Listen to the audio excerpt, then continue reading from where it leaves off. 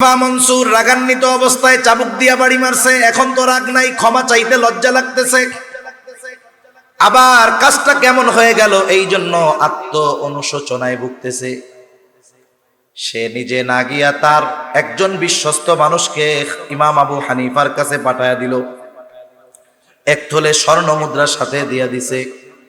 বলতেছে, ইমাম আবু হানিফাকে গিয়ে বলবা যে আমি এই আচরণের জন্য লজ্জিত, ব্যথিত, দুঃখিত এবং আমার পক্ষ থেকে তার কাছে ক্ষমা চায়া নিবা। সাথে সাথে আমার পক্ষ থেকে এই এক থলে স্বর্ণ মুদ্রা তাকে হাদিয়া প্রদান করবা এবং এটাও বলবা আপনি যদি খলিফার দেওয়া এই হাদিয়া গ্রহণ করেন তাহলে খলিফা সুনিশ্চিত হবে যে আপনি তাকে ক্ষমা করে দিয়েছেন। এইবার ওই লোক গেছে ইমাম আবু হানিফার কাছে, যে বলতেছে খলিফা লজ্জিত, তার ওই আচরণের জন্য মাফ চাইছে। ইমাম আবু হানিফা রহমাতুল্লাহি আলাইহি নববী গুণে গুণান্বিত, উনি বলছে ঠিক আছে মাফ করে দিলাম, মাফ করে দিছে। এখন ওই যে শর্ত, এক থলে স্বর্ণ মুদ্রা, বলে এটা হাদিয়া দিছে, আপনি নিলেই তবে উনি নিশ্চিত যে আপনি মাফ করছেন। ইমাম আবু হানিফা হাদিয়া গ্রহণে অস্বীকৃতি জ্ঞাপন করলেন। বাস্তবতা হলো হাদিয়ার নামে অনেক কিছুই আমার আপনার কাছে আসতে পারে, হাদিয়া হলেই সেটা গ্রহণ করা যাবে না। আপনি আমি যদি সুনিশ্চিত হই এই লোকটা চুরি কইরা টাকা পয়সা আইনা আমারে হাদিয়া দিতেছে, মোটা অঙ্ক দেখে হাদিয়া গ্রহণ করা যাবে না। আমি তো সুনিশ্চিত এটা চুরির মাল। বলেন তো, চোর চুরি কইরা আইনা যদি হাদিয়া দেয় তাহলে সেটা গ্রহণ করা যাবে নাকি? ইমাম আবু হানিফা হাদিয়া গ্রহণ করেন না, বলে ফেরত নিয়ে যাও, মাফ করে দিস। বলে আপনি হাদিয়াটা গ্রহণ করেন। ইমাম আবু হানিফা এবার জিজ্ঞাসা করে, তোমার খলিফা এত স্বর্ণ মুদ্রা হাদিয়া দিল, পাইল কোথায়? এটা কি ওনার ব্যক্তিগত সম্পদ নাকি? বলে ওনার ব্যক্তিগত সম্পদ কোথায়? উনি এটা রাষ্ট্রীয় কোষাগার থেকে দিয়েছেন। ইমাম আবু হানিফা বললেন না, এটা ফেরত নিয়ে যাও। লোকটা আরো জোরাজুরি করে, বলে আপনি এটা রেখে দেন, আপনি ব্যয় না করেন অসুবিধা নাই, আপনি অন্যান্য মানুষদেরকে এগুলো দিয়ে দিয়ে, আপনার ব্যবহারের দরকার নাই, আপনি দিয়ে দেন। ইমাম আবু হানিফা এবার বলে, তোমার কাছ থেকে এটা রাখবার পর আমি নিজের জন্য ব্যয় করলাম নাকি অন্য কাউকে দিয়ে দিলাম, বিষয়টা এমন হবে না। বরং তোমার খলিফা জানবে, মানুষের কাছে বলবে আমার দেওয়া হাদিয়া ইমাম আবু হানিফা গ্রহণ করেছে। তুমি তো এটা তাকে ফেরত দিবাই, সাথে গিয়ে বলবা এই যে খেলাফ খলিফার দায়িত্ব পালনার্থে রাষ্ট্রীয় কোষাগার থেকে তাকে যেই সম্মানী ভাতা দেওয়া হয়, এই সম্মানী ভাতার বাইরে একটা টাকা ব্যক্তিগত কাজে ব্যবহার করার অধিকার তার নাই। সে যদি করে তাহলে খেয়ানত করা হবে, সে যদি করে দায়িত্বের খেয়ানত হবে, মানুষের হক নষ্ট হবে। কঠোর ভাষায় কইয়া দিচ্ছে। এইবার ওই লোক দীর্ঘ সময় ধরে তেলাতেলি করতেছে, তো সেও বিরক্ত। খলিফার কাছে গিয়ে একেবারে সুন্দর মতো মিথ্যা কথার রস লাগায়া খলিফার মেজাজ আরো গরম বানাই দিচ্ছে। বাস্তবতাও তো তাই। বলেন তো, এদেশের রাষ্ট্রপতি যে, তার একটা ভাতা আছে না নাই? প্রধানমন্ত্রীর ভাতা আছে না নাই?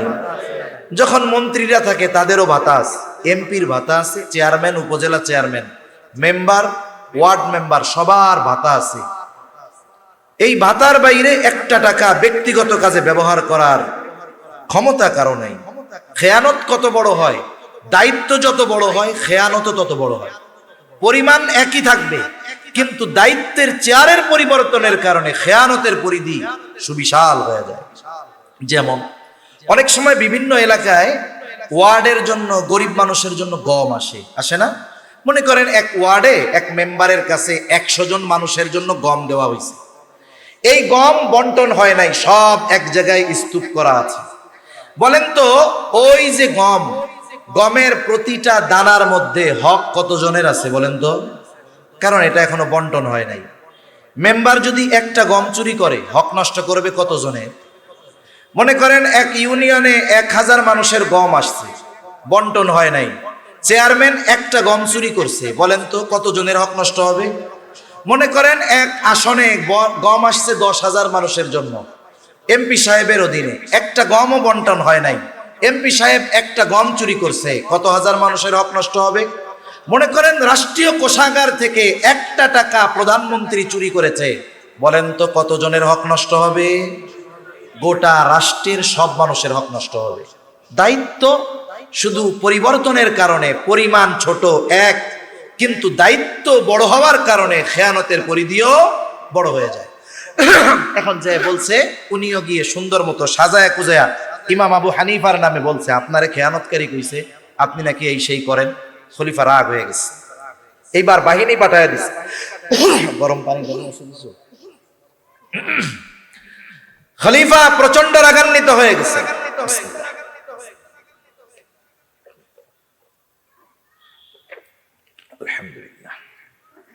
এইবার বাহিনী পাঠায় দিছে, আমাকে এত বড় কথা, আটকে ফেলো জেলখানায়।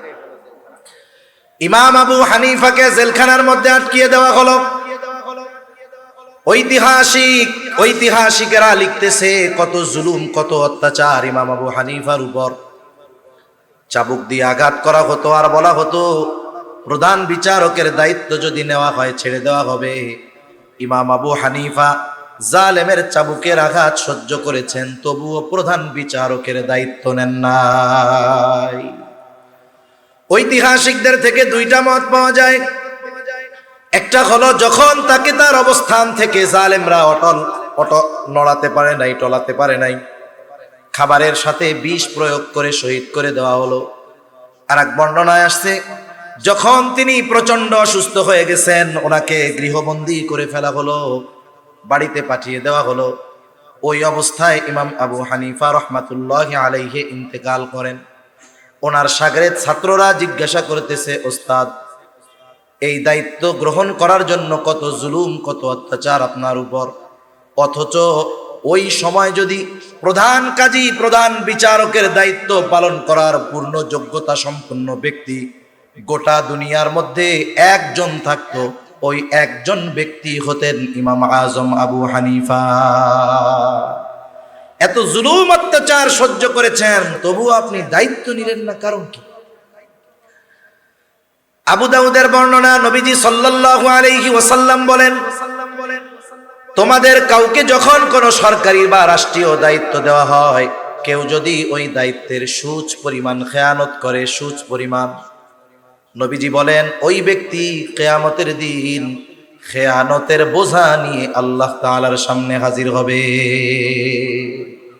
সুচ পরিমাণ খেয়ানত করলে যদি খেয়ানতের বোঝা নিয়ে আল্লাহর সামনে উপস্থিত হতে হয়, ইমাম আবু হানিফা রাহমাতুল্লাহি আলাইহি বলেন যেই দায়িত্ব আমি নেই নাই, ওই দায়িত্বের ব্যাপারে আল্লাহ তাআলা আমাকে জিজ্ঞাসাও করবেন না। কিন্তু দায়িত্ব নেওয়ার পরে যদি দায়িত্বের কোনো ত্রুটি হয়ে যায়, কিয়ামতের দিন আল্লাহ তাআলার সামনে আমাকে জবাবদিহিতার কাঠগড়ায় দাঁড়ানো লাগবে। এই ভয়ে ইমাম আবু হানিফা চাবুকের আঘাত সহ্য করেছেন, তবুও দায়িত্ব নেন নাই। কিন্তু আমরা এখন দায়িত্ব নেওয়ার প্রতিযোগিতা করি। দায়িত্ব সরকারি হোক, বেসরকারি হোক, বড় হোক আর ছোট হোক, প্রত্যেকটা দায়িত্ব আমাদের উপরে আমানত। কেউ যদি ওই দায়িত্বের অবহেলা করে ইচ্ছাকৃতভাবে, এবং ওই দায়িত্বের বিপরীতে তার জন্য যদি কোনো সম্মানী বা পারিশ্রমিক থাকে, দায়িত্বে অবহেলা করে যদি পারিশ্রমিক পরিপূর্ণ গ্রহণ করে, নিঃসন্দেহে সে খেয়ানতকারীদের অন্তর্ভুক্ত। এজন্য দায়িত্ব আমানত। 4 নাম্বার, সময়ও কিন্তু আমানত হয়। আপনি অফিসে চাকরি করেন, 8টা থেকে বিকাল 4টা ডিউটি, 1 ঘন্টা নামাজ খাওয়ার বিরতি, বাকি 7 ঘন্টা সময় কিন্তু আমার আপনার না, এটা আমার আপনার কাছে আমানত। ইচ্ছাকৃতভাবে এই সময়গুলো নিজের কাজে ব্যয় করার কোনো সুযোগ নাই।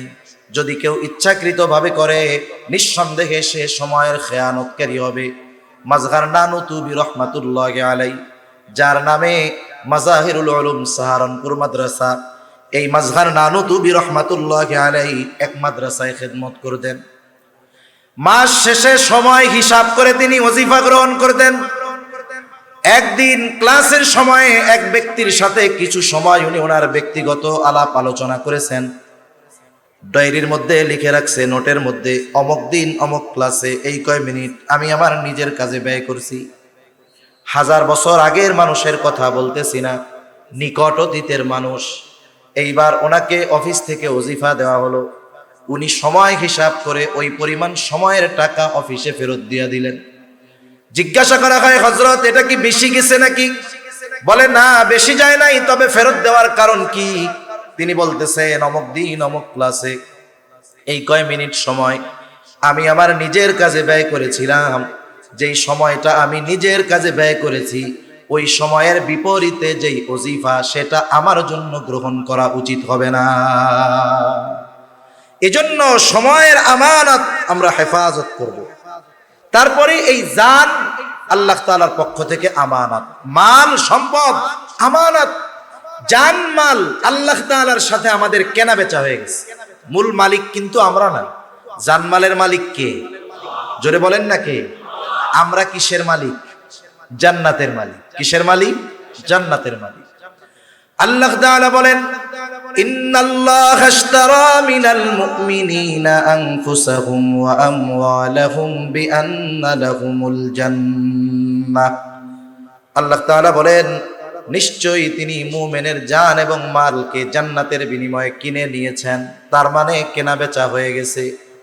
জানমালের মালিক আল্লাহ, আমরা হইলাম জান্নাতের মালিক। কেনা বেচা হয়ে গেছে। আমার জান্নাত আল্লাহ তাআলার কাছে, আল্লাহর জান্নাত জানমাল আমার আপনার কাছে। এখন এইটা আমার আপনার কাছে আমানত। আমানতের জিনিস দ্বারা উপকার হাসিল করা যায় না।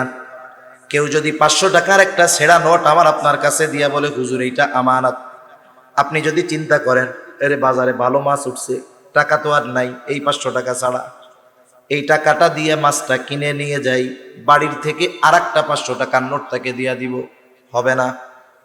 কারণ যেই বস্তুটা আমানত রাখবে, আমানতটা হুবহু ওই বস্তুটাকেই রাখতে হবে, ওইটাকেই সংরক্ষণ করতে হবে।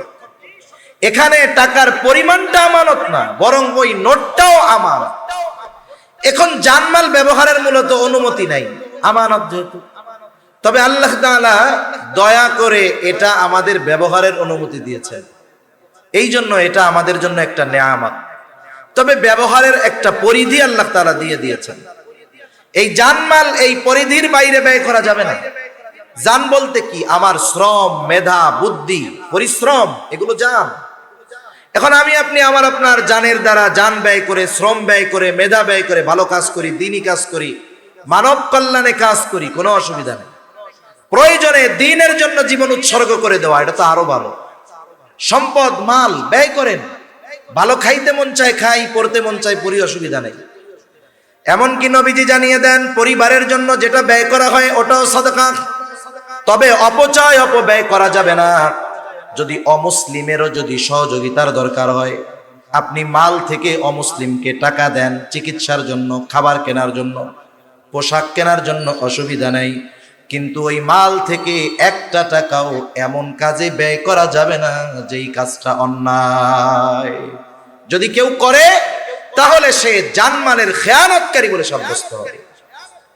শরীয়তের বিধিবিধান আমাদের উপরে আমানত। আল্লাহ তাআলা কোরআনুল কারীমের মধ্যে বলেন, ইন্না আরাদনাল আমানাতা আলাস সামাওয়াতি ওয়াল আরদি ওয়াল জিবাল ফাআবাইনা আন ইয়াহমিলনাহা ওয়া আশফাকনা মিনহা ওয়া হামালাহাল ইনসান। আল্লাহ তাআলা বলেন, আমি এই আমানত আসমানের কাছে, জমিনের কাছে, পর্বতের কাছে পেশ করলাম। তারা প্রচন্ড ভীত সন্ত্রস্ত হয়ে গেল, এই আমানত বহনে অস্বীকৃতি জ্ঞাপন করলো। ওয়া হামালাহাল ইনসান, মানুষ এই আমানত বহন করলো। কি সেই আমানত? মুফাসসিরিনে কেরাম বলেন, সেই আমানত হলো কোরআন। কেউ কেউ বলেন শরীয়তের সকল বিধিবিধান, একই কথা। তাহলে এই কোরআন তথা শরীয়তের যত হুকুম আহকাম আছে সব আমাদের উপরে আমানত। কেউ যদি আল্লাহ তাআলার আদেশ নিষেধ অমান্য করে, নিঃসন্দেহে সে খেয়ানতকারীদের অন্তর্ভুক্ত হয়ে যায়। সন্তান সন্ততি আমানত, অঙ্গ প্রত্যঙ্গগুলা আমানত, হাত পা চোখ কান আমানত। বলে এর খেয়ানত কেমনে হয়? বলে অঙ্গ প্রত্যঙ্গের গুনাহ করার মাধ্যমে অঙ্গ প্রত্যঙ্গের খেয়ানত হয়। আল্লাহ তাআলা বলেন, ইয়ালামু খাইনাতাল আয়ুন ওয়া মা তুখফিস সুদূর। আল্লাহ তাআলা বলেন তিনি জানেন তোমরা চোখের কি খেয়ানত করো, শুধু তাই না অন্তরে কি লুকায় রাখো, অর্থাৎ অন্তরের কি খেয়ানত করো সেটাও যিনি জানেন তিনি কে। এই কয়েকটা বিষয় আমরা মনে রাখি। কষ্ট হচ্ছে নাকি আপনাদের? আর বেশি সময় না, অনির্দিষ্ট গন্তব্য কাছে হইলেও দূরে লাগে, অচেনা গন্তব্য কাছে হইলেও দূরে লাগে। 11টা বাজে তো, সর্বোচ্চ 15 মিনিটের মধ্যে শেষ হয়ে যাবে ইনশাআল্লাহ। তাহলে আমি কয়েকটা বিষয় বলছি, আমরা আলোচনা করছি। 1 নাম্বার, লেনদেনের ক্ষেত্রে আমানতদার হব। 2 নাম্বার, কথার ক্ষেত্রে আমানতদার হব। 3 নাম্বার, দায়িত্বের ক্ষেত্রে আমানতদার হব। 4 নাম্বার, সময়ের ক্ষেত্রে আমানতদার হব। 5 নাম্বার, জানের ক্ষেত্রে আমানতদার। 6 নাম্বার, মালের ক্ষেত্রে আমানতদার। 7 নাম্বার, সন্তান সন্ততির ব্যাপারে আমানতদারিতার পরিচয় দিব। 8 নাম্বার, শরীয়তের হুকুম আহকাম বিধিবিধানের ব্যাপারে আমানতদার হব।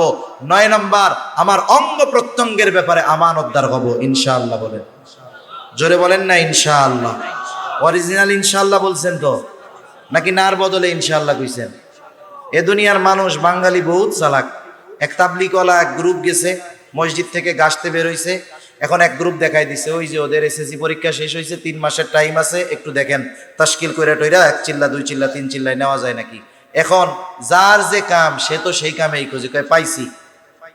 এবার দল বল নিয়ে পোলাপান একটারে ধরছে, একটাকে দৈরা তাশকিল করতেছে যে আল্লাহর রাস্তায় যাওয়ার জন্য দীর্ঘ সময়। ও লজ্জায় নাও কইতে পারে না, আবার কয় যদি হাঁ কইয়া দেই তাহলে তো বিপদ, চুপ করে বইয়া রয়েছে, খালি ওয়াজ শুনে। ওপাশ দিয়ে খেলাধুলা বন্ধ, আর একজন ওর কানের কাছে গিয়ে কয় তোরে জীবনেও ছাড়বে না, তাড়াতাড়ি ইনশাআল্লাহ কর। তুই যাস আর না যাস এটা হলো পরের হিসাব, আগে ইনশাআল্লাহ কইয়া বাস। তার মানে অনেক মানুষ, কাছের মানুষ, পরিচিত মানুষ এখন বলছে ভাই আমার এই কাজটা করে দাও, বন্ধু মানুষ তুমি। ও মনে মনে কয় তোর কাজ তো করবো না। এখন না যদি সরাসরি বলে তাহলে একটা খারাপ বিষয় না, কয় ইনশাআল্লাহ। আবার পাবলিকও বোঝে যে বাঙালি ইনশাআল্লাহ কইলে বিশ্বাস পাই, এই জন্য আবার কয় ভাই সত্যি সত্যি করবেন তো, ভাই সত্যি সত্যি করবেন তো। তাইলে বোঝেন ইনশাআল্লাহর যে আজমত, ওজন, আমরা এর অপব্যবহার করে কোথায় নিয়ে গেছি, যে ইনশাআল্লাহ বলার পরে একটা মানুষের দৃঢ় বিশ্বাস হওয়ার কথা ছিল যে এই লোকটা তার সর্বস্ব দিয়ে প্রচেষ্টা করবে, আল্লাহ যদি তৌফিক দেয় হবে। আর আমরা ইনশাআল্লাহ বললে আগে সন্দেহ করে, মনে হয় করবে না। ওই ইনশাআল্লাহ কইছেন না, অরিজিনালটা কইছেন। আল্লাহ আমাদের তৌফিক দান করেন, আমিন। তাহলে আল্লাহ তাআলা এই আয়াতে নির্দেশ দিয়েছিলেন কয়টা? সামগ্রিক কথা হলো 1 নাম্বার আমানতদার হও। 2 নাম্বার وَإِذَا حَكَمْتُمْ بَيْنَ النَّاسِ أَن تَحْكُمُوا بِالْعَدْلِ। আর তোমরা যখন মানুষের মধ্যে বিচার আচার করবা, ন্যায় বিচার করবা। বিচারক শুধু কোর্টে থাকে না, ঘরেও কিন্তু থাকে। আমরা প্রতিটা মানুষ জীবনের কোনো না কোনো সময় বিচারকের ভূমিকা পালন করা লাগে। অনেক সময় দেখা যায় 2 সন্তানের মধ্যে দ্বন্দ্ব, বিচারক হইল বাপ। অনেক সময় দেখা যায় একটা সন্তানকে প্রাধান্য দিয়ে আর এক সন্তানের উপরে অবিচার করে, এমন বাবা আছে না নাই? এই ক্ষেত্রেও ন্যায় বিচার করতে হবে। তার মানে একেবারে নিম্ন পর্যায় থেকে সর্বোচ্চ পর্যায়ের বিচারের দায়িত্ব যে পাবে, অবশ্যই তাকে ন্যায় বিচার করতে হবে। শত্রু যদি বিচারের জন্য আসে, ন্যায় বিচার করতে হবে। আল্লাহ তাআলা মানা করছেন, ওয়ালা ইয়াজরিমান্নাকুম শানাআনু কওমিন আলা আল্লা তা'দিলু ই'দিলু হুয়া আকরাবু লিত্তাকওয়া। কোন কওমের প্রতি যদি বিদ্বেষ থাকে, এই বিদ্বেষের কারণে তাদের উপরে অবিচার করার সুযোগ নাই। আল্লাহ তাআলা এই জায়গায়ও ন্যায় বিচার করার নির্দেশ দিয়েছেন। তার মানে আমি আপনি যখন বিচারকের ভূমিকায় থাকব, সেটা হোক আদালতের, সেটা হোক পরিবারের, সেটা হোক সমাজের, প্রত্যেক জায়গায় আমাকে আপনাকে ন্যায় বিচার করতে হবে। আফসোসের বিষয় হলো আমরা আমানতদার শাসক চাই, কিন্তু আমাদের মধ্যে আমানতদারিতার গুণ নাই। আমরা ন্যায়পরায়ণ শাসক চাই, আমাদের মধ্যে অন্যায়ের অভাব নেই। তাইলে আমরা যেমন, শাসক তো তেমন হবে।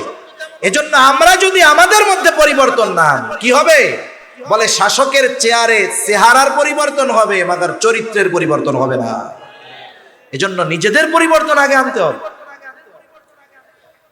একটা 2টা দৃষ্টান্ত আপনাদের খেদমতে পেশ করে আলোচনা শেষ করে দিব। প্রথমত ন্যায় বিচার করার এবং ন্যায় বিচার মানার উভয়টার মন মানসিকতা আমাদের থাকতে হবে।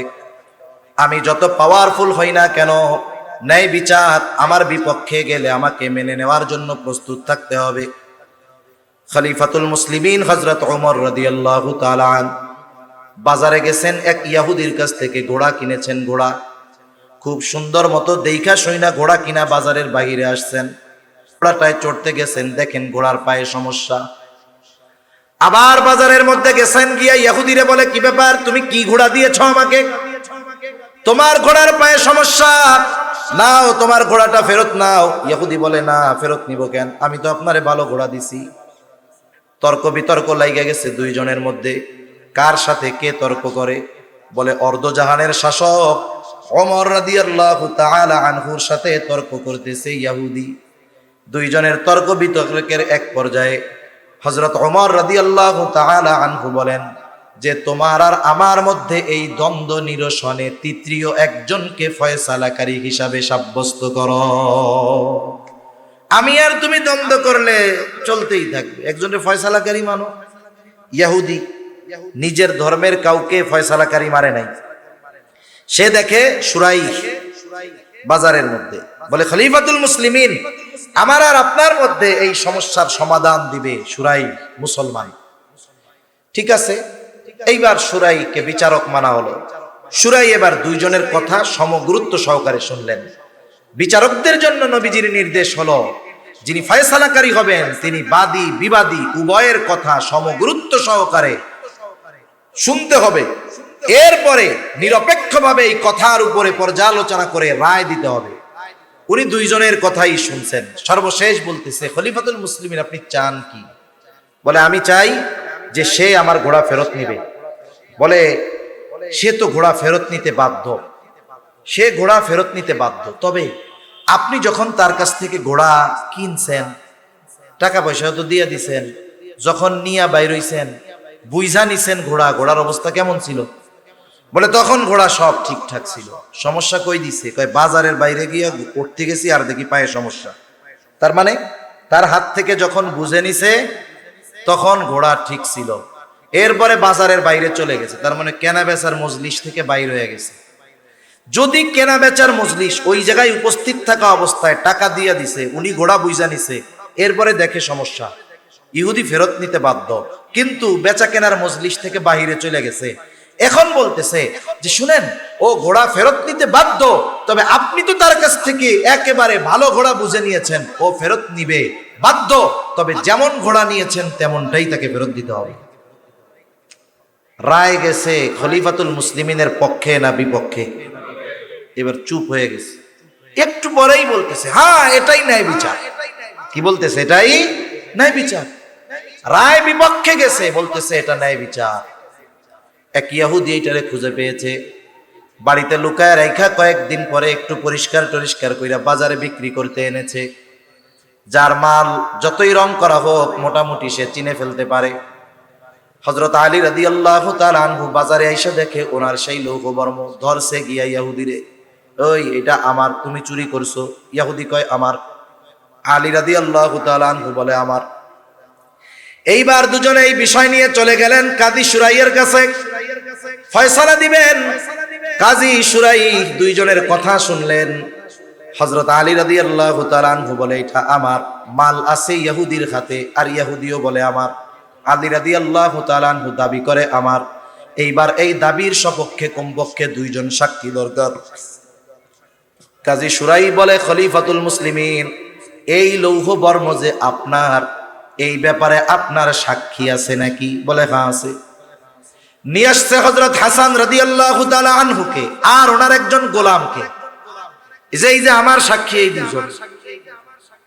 কাজী সুরাই বলতেছে, খলিফাতুল মুসলিমিন, পিতার ব্যাপারে পুত্রের সাক্ষ্য, গোলাম মনিবের ব্যাপারে গোলামের সাক্ষ্য গ্রহণযোগ্য নয়। এইবার উনি হাসান রাদিয়াল্লাহু তাআলা আনহুর ফজিলত বর্ণনা করতেছে। নবীজি বলছে, হাসান হুসাইন রাদিয়াল্লাহু তাআলা আনহুমা এই দুইজন হলো জান্নাতের যুবকদের সর্দার। এই কথাও বলছে, কাজ হয় নাই। সুরাই তার বিষয়ের উপরে অটল। রায় চলে গেছে ইহুদির পক্ষে, খলিফাতুল মুসলিমিনের বিপক্ষে। উনি হাসতেছে, বলে আমার আর কোনো সাক্ষী নাই। এইবার ইহুদি তার লৌহ বর্ম নিয়ে হাঁটা ধরছে। খলিফাতুল মুসলিমিন অন্য বিষয়ে সুরাইয়ের সাথে আলোচনা করতেছে, কারণ বিচার এই পর্যন্ত শেষ। থ্রেট দিচ্ছেন না, জয় মিয়া, আমি খাতুনে জান্নাতের স্বামী, নবীজির চাচাতো ভাই, আমার দুই পোলা জান্নাতের যুবকদের সর্দার, ধর্মিয়া আমি মিথ্যা কথা কই নাকি, আমার বিপক্ষে রায় দিছো? এই সব কোনো কথা নয়। রায় হইছে, বিপক্ষে গেছে, শেষ, আর কোনো কথা নেই, অন্য বিষয় আলোচনা করতেছে। আর ইহুদি চিন্তা করে, হায় রে, এইরকম ন্যায় বিচার করলো, কাইডা রাইখা দিলে আমি কি কিছু কইতাম ডরে? আসলে তো আমি পাইছি। এই যে মনের চিন্তা, ন্যায় বিচার দেখে অন্তরের মধ্যে ইমানের বাতি জ্বলা শুরু হয়ে গেছে, ফিরে আসছে। এসে বলতেছে খলিফাতুল মুসলিমিন, আসলে এইটা আপনার লৌহ বর্ম। আপনি একদিন কোথাও যাচ্ছিলেন, দ্রুততার সাথে খেয়াল করেন নাই, পেছন থেকে পড়ে গেছে, আমি কুড়িয়ে পেয়েছি। এটা আপনারই লৌহ বর্ম, ফেরত নেন। সাথে সাথে এই ন্যায় বিচারের উত্তম দৃষ্টান্ত অবলোকন করে ইহুদি সাথে সাথে কালিমা পড়ে মুসলমান হয়ে যায়। এই ন্যায় বিচার যিনি শিক্ষা দিয়েছেন, এই ন্যায় বিচারের দৃষ্টান্ত যিনি সাহাবায়ে কেরামের মধ্যে পূর্ণভাবে প্রতিষ্ঠিত করেছেন, উনি কেমন ইনসাফগার ছিলেন, উনি কেমন ন্যায় বিচারক ছিলেন। হাদিস থেকে একটা ঘটনা শোনায় শেষ করে দিই। রাসূল সাল্লাল্লাহু আলাইহি ওয়াসাল্লামের দরবারে এক মহিলা চুরি করছে, তার হাত কাটা হবে। মহিলা আবার কুরাইশ বংশের তিনটা শাখা ছিল সবচাইতে সম্মানিত, হাশেমি, উমাইয়া আর মাখজুম গোত্র। এই তিনটা গোত্র কুরাইশ বংশের। নবীজি সাল্লাল্লাহু আলাইহি ওয়াসাল্লাম কুরাইশ বংশের হাশেমি গোত্রে জন্মগ্রহণ করেছেন। জিবরাইল আলাইহিস সালাম বলেন, আমি পূর্ব থেকে পশ্চিম, উত্তর থেকে দক্ষিণ সমগ্র পৃথিবী ভ্রমণ করেছি, কুরাইশ বংশের হাশেমি গোত্রের মতো সম্মানী গোত্র এ পৃথিবীতে আর কোথাও পাই নাই। সুবহানাল্লাহ। এখন এই কুরাইশ বংশের হাশেমি গোত্রের একজন, মাখজুম গোত্রের একজন নারী চুরি করছে, তার হাত কাটা হবে। রাসূল সাল্লাল্লাহু আলাইহি ওয়াসাল্লাম হুজরার ভিতরে, জাহেলিয়াতের কিছু বদ অভ্যাস আমাদের এই সময়ও আছে। মনে করেন কথার কথা, আপনাদের এলাকায় কি কি বংশ আছে? চৌধুরী, আর কি কি আছে? হ্যাঁ, চৌধুরী, ভুইয়া আছে। মনে করেন কথার কথা, কেউ আবার কষ্ট পায় না, বোঝানোর জন্য কইতেছে। মনে করেন ভুইয়া গোষ্ঠীর এক ব্যক্তি চুরি করছে। ভুইয়া গোষ্ঠীর যেই ব্যক্তি চুরি করছে, চুরির দায় পুরা ভুইয়া গোষ্ঠীর উপর না শুধু ওই ব্যক্তির উপর? আমাদের অভ্যাস কি জানেন, যে ওই ব্যক্তির উপরেই শুধু চুরির দায়, পুরা ভুইয়া গোষ্ঠীর উপরে নয়। এখন চুরি করছে ভুইয়া গোষ্ঠীর লোক, কিন্তু সবাই তো চোর না। আমাদের অভ্যাস কি, ওই ব্যক্তির অপরাধকে সামনে এনে ভুইয়া গোষ্ঠীর অন্য লোক যদি দেখি, ও চোরের গোষ্ঠীর লোক, এরকম পুরা গোত্র বংশ ধরে চোর হিসাবে অপবাদ দেওয়ার মতো প্রচেষ্টা করে কি করে না? এটা জাহেলিয়াতের সময়ের কাজ, ওরা এই কাজ করতো। সাহাবায়ে কেরাম তো শুধু নবীকে ভালোবাসে না, নবীর বংশরেও তো ভালোবাসে, বংশের লোকদের ভালোবাসে। চিন্তা করতেছে, কুরাইশ বংশের মহিলার যদি চুরির কারণে হাত কাটা যায়, ইহুদিরা একবারে গলা ছাইড়া কইব, দেখ নবীর বংশের মহিলা চোর। এই কথাটাও সাহাবায়ে কেরামের সহ্য হবে না। মূলত এই মহাব্বতে চিন্তা করতেছে, এই মহিলার শাস্তিটা যদি একটু কমায় দেওয়া যেত। এই মহিলা যে কুরাইশ বংশের, নবীজি মনে হয় জানে না রে, জানলে মনে হয় একটু কিছু হইতো। এখন নবীজির কাছে খবর পৌঁছানোর দরকার যে মহিলা কুরাইশ বংশের, কারে দিয়া পাঠাবে? যায়েদ রাদিয়াল্লাহু তাআলা আনহুর ছেলে ওসামা, ছোট, ওরে শিখাইয়া দিছে, তুমি তোমার নানার কাছে গিয়া বলবা, নানা যেই মহিলা চুরি করছে না, এটা কুরাইশ বংশের মহিলা। ছোট মানুষ, যা শিখাই দিছে হুবহু তাই গিয়ে নবীজির কাছে বলছে। অনেক সময় অনেক মা বাবা ছোটদেরকে শিখাইয়া দেয়, ও মাদ্রাসায় যায় নাই অথবা স্কুলে যায় নাই, পরের দিন ভয়ে আর যাইতে যায় না। এখন মা শিখাইয়া দেয় বা বাপ শিখাইয়া দেয়, তুমি মাদ্রাসায় যাও, হুজুর কিছু বলবে না। যদি কিছু বলে জিজ্ঞাসা করে, বলবা তোমার পেট ব্যথা হয়েছিল এই জন্য আসো নাই। এখন ওই বাচ্চা গেছে, মাদ্রাসায় গেছে, হুজুর জিজ্ঞাসা করে, তুমি আসো নাই কেন কালকে? বলে, হুজুর আমার পেটে ব্যথা হয়েছিল। হুজুরও চালাক, জিজ্ঞাসা করে, তোমার পেটে ব্যথা হয়েছিল কইছে কে? কই আমার আম্মু কইছে। ছোট মানুষ না, যেইভাবে শিখাই দিছে এইভাবে গিয়াই বলছে। নবীজি তো বুঝতে পারছে যে এই কথা ও নিজের থেকে বলে নাই, কেউ শিখাই দিছে। হুজরা থেকে নবীজি বের হলেন। নবীজি এবার বলতেছে, তোমরা কি আমাকে এমন বিষয়ের ব্যাপারে সুপারিশ করতেছো যেই বিষয়ের সুপারিশ, যেই বিষয়ের শাস্তি কার্যকর করার নির্দেশ আল্লাহ তাআলা দিয়েছেন? তোমরা কি আমাকে এমন বিষয়ের জন্য সুপারিশ করতেছো? এইবার নবীজি খুতবা দিলেন, বলেন, তোমাদের পূর্বে বহু সম্প্রদায়কে এই কারণে ধ্বংস করে দেওয়া হয়েছে যে তাদের মধ্যে যখন কোনো সম্ভ্রান্ত ব্যক্তিকে চুরির অপরাধে আটক করা হতো, এই যে সম্ভ্রান্ত ব্যক্তি চুরি করছে এই কারণে তাকে ছেড়ে দেওয়া হতো। সে সম্ভ্রান্ত ব্যক্তি, কোনরা এমপি মন্ত্রী ছিলেন, মানুষ মারছেন, এই জন্য জেলখানার থেকে বের হয় মাড়ওয়ালা পাঞ্জাবি গায়ে দিয়া, হাতের মধ্যে হাতকড়া নাই, পায়ের মধ্যে বেড়ি নাই, অথচ প্রকাশ্যে শত শত মানুষ হত্যার সাথে এরা জড়িত, কিন্তু এদেরকে হাত করা পড়ানো হয় না, একেবারে ভাঁজ করা মার দেওয়া পাঞ্জাবি বাবুর মতো জেলখানা থেকে আদালতে আনে। আর আমরা দেখেছি বিগত সময় ওলামায়ে কেরামকে বিনা অপরাধে আটক করা হয়েছে। একজনরে কেন জেলখানায় নিছে, আটক করছে, সেও জানে না যে কেন নিছে। যারা দৈরা নিছিল তারাও জানে না হুজুররে কেন ধরলাম। তার মানে বিনা অপরাধে জেলখানায় নিয়ে পায়ে বেড়ি, হাতে হাত কড়া, মাজায় লোহার শিকল পরায়া, বেঁধে বেঁধে রশি দিয়ে টেনে টেনে, মাথায় হেলমেট পরায়া, বুকে বুলেট প্রুফ জ্যাকেট পরায়া, কেমন যেন বিশ্বের সবচাইতে বড় অপরাধী এইভাবে নেওয়া হয়েছে শুধুমাত্র আলেম হওয়ার কারণে। আর ওই জালেমগুলো প্রকাশ্য মানুষ হত্যার মদতদাতা হওয়ার পরেও এদের ব্যাপারে কোনো ধরনের ব্যবস্থা গ্রহণ করা হচ্ছে না। যারা এখন রাষ্ট্রের দায়িত্বে আছে, ওরা যদি অপরাধীদের সাথে ওই ধরনের আচরণ না করে, তাদেরকে যদি রেসপেক্ট প্রদর্শন করে, নতুন আযাবের অপেক্ষা করতে থাকো। সেজন্য অপরাধীর সাথে কোনো বৈষম্য চলবে না, অপরাধের আলোকে তার সাথে ব্যবহার করতে হবে, কারণ এটা তার প্রাপ্য, এটার উপযুক্ত সে।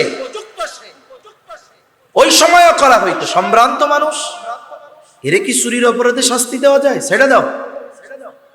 আবার একই অপরাধে যখন কোনো দুর্বল মানুষকে আটক করা হতো, তার উপরে হাদ কায়েম করা হতো, শাস্তি কায়েম করা হতো, শাস্তি দেওয়া হতো। নবীজি বলেন, এই কারণে তোমাদের পূর্বে বহু সম্প্রদায়কে আল্লাহ ধ্বংস করে দিয়েছেন। নবীজি এইবার বলেন, ওয়াইমুল্লাহ, আল্লাহর শপথ, লাউ আন্না ফাতিমাতা বিনত মুহাম্মদ সারাকাত লাকাতাতু ইয়াদাহা। নবীজি বলেন, আল্লাহর কসম, মুহাম্মাদের কন্যা ফাতেমাও যদি চুরি করত, অবশ্যই আমি তার হাত কেটে দিতাম। এইরকম ন্যায় বিচারের সবচাইতে উত্তম উপমা দৃষ্টান্ত রাহমাতুল লিল আলামিন রেখে গিয়েছেন। সেই জন্য আমানতদারিতা এবং এই ন্যায় পরায়ণতা, ইনসাফ, ন্যায় বিচার পরিপূর্ণভাবে যখন প্রতিষ্ঠিত না হবে, যতক্ষণ প্রতিষ্ঠিত না হবে, ততক্ষণ পর্যন্ত পরিপূর্ণ শান্তি আসবে না।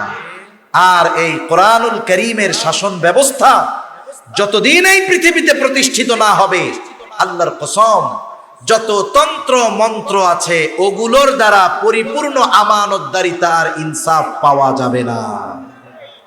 আল্লাহ তাআলা এই দুই বিষয়ের আদেশ করে নিজের ওয়াজের প্রশংসা নিজে করতেছেন। একটু সময় বেশি হচ্ছে, শেষ আর কি, মূল কথা শেষ। বল খেলায় ইনজুরি টাইম আছে না, 90 মিনিটের পরে 5 মিনিট আছে না, তাহলে সেই ইনজুরি টাইম চলতেছে ধরেন। এখন আল্লাহ তাআলা নিজের ওয়াজের প্রশংসা নিজে করতেছেন। দেখেন, আমরা যদি আমাদের কাজের প্রশংসা আমরা করি, মানুষে বলবে এটা বেকুব, বোকা, এটার জ্ঞান বুদ্ধি নেই। কিন্তু আল্লাহ তাআলা নিজের ওয়াজ নিজে প্রশংসা করে বলতেছেন, ইন্নাল্লাহা নি'ম্মা ইয়াইদুকুম বিহ। কতই না সুন্দর ওয়াজ আল্লাহ তাআলা করলেন। তার মানে এই দুইটা বিষয়ের নসিহতকে আল্লাহ তাআলা সুন্দর ওয়াজ বলে বলেছেন। কতই না সুন্দর ওয়াজ তিনি করলেন, আসলেও সুন্দর ওয়াজ। আবার এরপরে আল্লাহ তাআলা কেমন যেন বলেন, গোলাম, এত সুন্দর ওয়াজ আমি তোমাদের করলাম, এই সুন্দর ওয়াজগুলো শ্রবণ করবার পরে, জানবার পরে তোমরা এই ওয়াজের উপরে আমল করো কি করো না, আমি আল্লাহ কিন্তু দেখি। এই ওয়াজ শ্রবণ করবার পরে কি আলোচনা সমালোচনা করো, আমি আল্লাহ কিন্তু তাও শুনি। কেন? বলে ইন্নাল্লাহা কানা সামিআম বাসীরা, নিশ্চয়ই আল্লাহ তাআলা সর্বশ্রোতা সর্বদ্রষ্টা। এই জন্য আজকে আমাদের প্রতিজ্ঞা হবে যে আমরা পরিপূর্ণ আমানতদার হব, ন্যায়পরায়ণ হব ইনশাআল্লাহ। আল্লাহ তাআলা আমাদের সকলকে আল্লাহ তাআলার বলা এই সুন্দর দুইটি গুণে গুণান্বিত হওয়ার তৌফিক দান করেন, আমিন। ওয়া আখিরু দাওয়ানা আনিল হামদুলিল্লাহি রাব্বিল আলামিন। আসসালামু আলাইকুম ওয়া রাহমাতুল্লাহি ওয়া বারাকাতুহু। আলহামদুলিল্লাহ। একটু সময় বসে হুজুর ইনশাআল্লাহ এখনই দোয়া করে দিবেন। দীর্ঘক্ষণ পর্যন্ত আমরা অত্যন্ত গুরুত্বপূর্ণ আলোচনা শুনতেছিলাম। আল্লাহ তাআলার কাছে দোয়া করব, আল্লাহ তাআলা যেন আমাদেরকে এই কথাগুলো অনুযায়ী